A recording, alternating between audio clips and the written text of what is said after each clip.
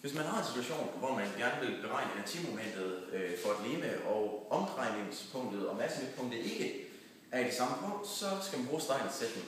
Og Steiners sætning, det er en sætning, som der hjælper med at flytte massemidtpunktet, og den ser ud som følgende. Den siger, at det totale massemidtpunkt er lige med inertimomentet af en skive omkring dens massemidtpunkt plus massen gange radius i anden. Og hvis vi skal tage et eksempel, så her har vi en homogen skive med masse m og radius r, som der er fastsat eller fastgjort til en masseløs stam med længden a her, som drejer om punktet C. Så ved vi, at inertimomentet for skiven omkring dens massemidtpunkt altså bliver en halv gange masse gange r i anden, gange radius i anden. Og hvis vi nu fastlåser skiven i sit leje herover i stedet for, så ved vi, at en omdrejning af den masseløse stang omkring C medfører, at skiven også drejer en gang rundt om sin akse gennem massemidtpunktet. Så kan vi nu udregne det totale inertimoment, altså ved at bruge Steiners sætning, som hedder det totale inertimoment, eller det vil så blive det totale inertimoment, er lige med inertimomentet af skiven omkring dens massemidtpunkt plus massen gange radius i anden. I eksempel 2,15 vil vi finde inertimomentet omkring endepunktet af en homogen stang. Endepunktet. Som der har en masse m og en længde, vi kalder L. Og vi ved, at inertimomentet omkring stangens massemidtpunkt, det er givet ved formlen 1 i 12, eller en 12. del gange massen gange længden i anden. Og i det her tilfælde, der ved vi jo, at vores A, den er lige med en halv gange L, så vi kan bare indsætte det i Steiners sætning. Hvilket altså betyder, at vi får 12 gange m gange L i anden, plus m gange L divideret med 2 i anden, som så giver en tredjedel gange m gange L i anden. I eksempel 2,16 vil vi gerne finde vinkelhastigheden af en stang, som vælter. Stangen har længden L, og den starter med at balancere på dens endeflade. I vores situation her, der er tyngdepunktet i højden en halv gange L over underlaget, og når stangen så vælter og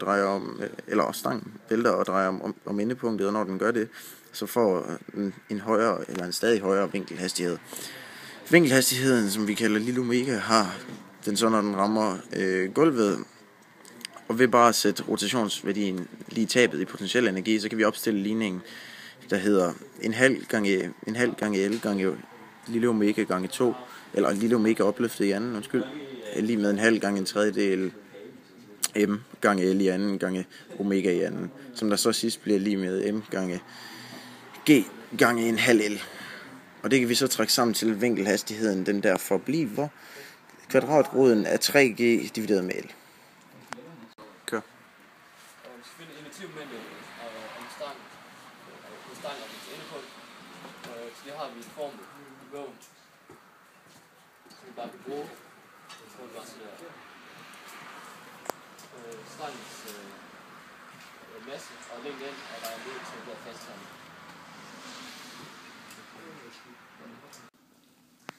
Anden del af opgaven består i at finde inertimomentet af skiven, så det kan vi også slå op i vores tabel, og finde formlen for inertimomentet af en skive, som er den her.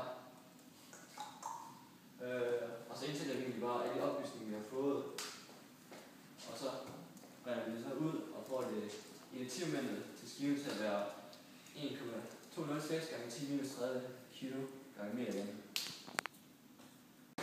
Kør. Vi skal finde selv inertimomentet i den sidste del af opgaven. Det står selvfølgelig, at stangen stadig ikke på skiven. Bare nu, hvor skiven den er 0,9 meter nede af stangen. Og selvfølgelig inertimomentet kan vi bruge Steiners sætning herovre til at regne inertimomentet ud.